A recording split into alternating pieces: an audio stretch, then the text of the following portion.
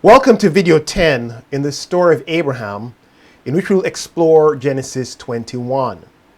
This video is entitled Isaac, Ishmael, and Abimelech, based on the main characters who come on the stage in the episodes in Genesis 21. When we last left Abraham, he had failed again in Gerar like he did in Egypt so many years before.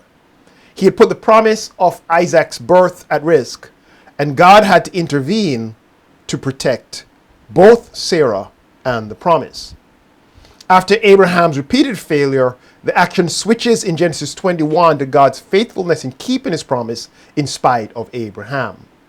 We read in verse 1. The Lord visited Sarah as he had said, and the Lord did to Sarah as he had promised. And Sarah conceived and bore Abraham a son in his old age at the time which God had spoken to him. Abraham called the name of his son who was born to him, whom Sarah bore him, Isaac. And Abram circumcised his son Isaac when he was 8 days old, as God had commanded him. So God keeps his promise. I want you to notice the emphasis on the faithfulness of God in keeping his promise compared to Abraham's repeated failures. God visits Sarah as he said he would, and he did to her as he promised by enabling her to conceive, so that she conceived as he said she would, and bore Abraham a son at the time he said she would, and the son is named Isaac as God said he would be. So God is faithful, even in spite of Abraham's unfaithfulness. But we also see that Abraham obeys. Abraham names the child Isaac as he was told to, and Isaac means he laughs. God had told him to name the child Isaac because Abraham had laughed in Genesis 17, and God told him again in Genesis 18 to name the child. The child would be named Isaac because Sarah laughed there also. God has a sense of humor. Abraham also circumcises Isaac in keeping with the covenant of circumcision that Yahweh had entered into with him in Genesis 17. So he responds with obedience to God's blessing. We read next that Abram was 100 years old when his son Isaac was born to him. And Sarah said, God has made laughter for me. Everyone who hears will laugh over me. And she said, who would have said to Abraham that Sarah would nurse children? Yet I have borne him a son in his old age. You can hear her joy. You can hear her sense of just being overwhelmed by this miracle that God has done, and at being able finally to do what she always wanted to do, which was to give her husband a son, which was her role in the society in which she lived. But God has waited until Abraham was 100 years old to bring this promise to pass. And as I've said before, God did that to make clear that it was done by God's miraculous power and not by Abraham and Sarah's human efforts. And so Sarah exults in the miracle God has done and in the laughter that God has produced by the birth of a son in her old age. Not only has she conceived and given birth, the child grows to the point where he's weaned, and they celebrate that he's come this far. Infant mortality was high in the ancient world. And the child grew and was weaned, and Abram made a great feast on the day that Isaac was weaned. But Sarah saw the son of Hagar, the Egyptian, whom she had borne to Abraham, laughing. So she said to Abraham, cast out this slave woman with her son. For the son of this slave woman shall not be heir with my son Isaac. Notice she pointedly does not call Hagar by her name, nor does she call Ishmael's name. She calls the woman the slave woman and her son. So here in the middle of this feast, celebrating the weaning of Isaac, Sarah notices that Ishmael is laughing. And she tells Abraham to get rid of Hagar and Ishmael because she doesn't want Ishmael to share the inheritance with Isaac. So she's finally got the son that they both want to inherit their estate, to pass on Abraham's name, and who is going to serve as their legacy and who's going to receive the promises of blessing from God. And she wants to make sure that there's no dispute, but that her son will be the one who receives the blessing. And so Abraham is caught in a difficult situation as his past sins with Sarah, what they did with Hagar, is now catching up with them. And it's causing a problem in the household. So we read next that the very thing that Sarah had asked was very displeasing to Abraham. And this was on account of his son. He cared for Ishmael. Ishmael was also his son, but he was not Sarah's son. But God said to Abraham, "Be not displeased because of the boy and because of your slave woman. Whatever Sarah says to you, do as she tells you. For through Isaac your offspring shall be named. And I will make a nation of the son of the slave woman also, because he is your offspring." So Abraham is conflicted also because Ishmael is his son. But God tells Abraham to do as Sarah tells him, because it is only through Isaac that his offspring will be named. This was always God's plan. God's plan did not involve Ishmael. And so the complication that we now face is Abraham and Sarah's doing because they could not wait on God. But God says he will take care of Ishmael by making a nation from him, because he is also Abraham's offspring. In other words, God assures Abraham that he will protect Ishmael and take care of him. Even if he's cast out by Sarah, God says, "I've got the kid. I will take care of him."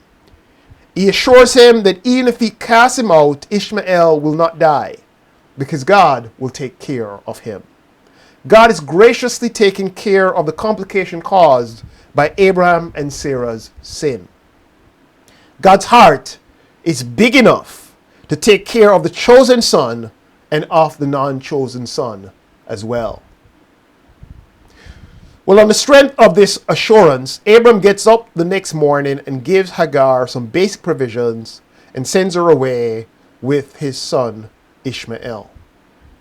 So Abram rose early in the morning and took bread and a skin of water and gave it to Hagar, putting it on her shoulder along with the child, and sent her away. And she departed and wandered in the wilderness of Beersheba. So we have a second repeated moral failing here.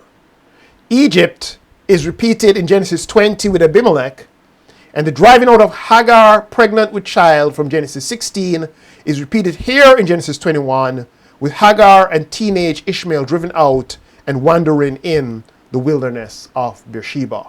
We have been here before. We read next that when the water in the skin was gone, Hagar put the child under one of the bushes. Then she went and sat down opposite him a good way off, about the distance of a bow shot. For she said, "Let me not look on the death of the child." And as she sat opposite him, she lifted up her voice and wept. And God heard the voice of the boy. And the angel of God called to Hagar from heaven and said to her, "What troubles you, Hagar? Fear not, for God has heard the voice of the boy where he is. Up, lift up the boy and hold fast with your hand, for I will make him into a great nation." Once again, as he did in Genesis 16, God sees a predicament that Hagar and Ishmael are put in as a result of Abraham and Sarah's sin, and he acts to deliver them. In Genesis 16, he heard Hagar's outcry in her misery and delivered her. Here, he hears Ishmael, and he calls to Hagar, asking her what troubles her, and reassures her not to fear, because God has heard Ishmael. He tells her to lift Ishmael up and promises her to make him into a great nation. The God who sees me sees her still. He not only sees, but he hears, and he understands the injustice that she faces, and he has once again turned up to deliver her because he is a compassionate God. Well, God opens our eyes to see water. Then God opened her eyes, and she saw a well of water. And she went and filled the skin with water and gave the boy a drink. And God was with the boy, and he grew up. He lived in the wilderness and became an expert with the bow. He lived in the wilderness of Paran, and his mother took a wife for him from the land of Egypt. So God points Hagar to a means of saving the boy and her life. And she gives Ishmael a drink. And God takes care of him as he promised Abraham and as he promised Hagar. And Ishmael grows up in the wilderness and marries an Egyptian wife. At that time, Abimelech and Phicol, the commander of his army, said to Abraham, God is with you in all that you do. Now therefore swear to me here by God that you will not deal falsely with me or with my descendants or with my posterity. But as I have dealt kindly with you, so you will deal with me and with the land where you have sojourned. And Abram said, I will swear. So the story shifts back to Abimelech. And Abimelech recognizes that God is with Abraham as God had promised Abraham he would be in Genesis 12, where he says that he would bless him. And Abimelech seems to have figured out that if you're on Abram's side, you will be blessed too, because God says that he will bless those who blesses Abraham, but those who dishonor him will be cursed. But he's concerned not because of who Abram's God is, but because of who Abram is. He's fearful that Abraham will deal falsely with him as he did in the incident with Sarah. And so he comes to make a covenant to protect his own interests, because he wants to be blessed and not cursed through Abraham. Well, we read next that Abraham brings up the fact that some of Abimelech's servants had taken a well that Abraham had dug. And the two men enter into a covenant of peace between them as Abimelech requested, but Abram adds to their covenant a recognition that he dug the well at Beersheba. We read there in verse 28, Abram set 7 ewe lambs of the flock apart, and Abimelech said to Abraham, what is the meaning of these 7 ewe lambs that you have set apart? He said, these 7 ewe lambs you will take from my hand, that this may be a witness for me that I dug this well. Therefore that place was called Beersheba, because there both of them swore an oath. So they made a covenant at Beersheba. Then Abimelech and Phicol, the commander of his army, rose up and returned to the land of the Philistines. Abram planted a tamarisk tree in Beersheba and called there on the name of the Lord, the everlasting God. And Abraham sojourned many days in the land of the Philistines. So we see Abram here at the end of Genesis 21 negotiating with the nations around him, but doing so in a forthright manner and not resorting to deception out of fear. He is growing. He's being more of the covenant partner that God intends for him to be. And we will see in our next video that God has a big test for him, which Abraham will pass with flying colors.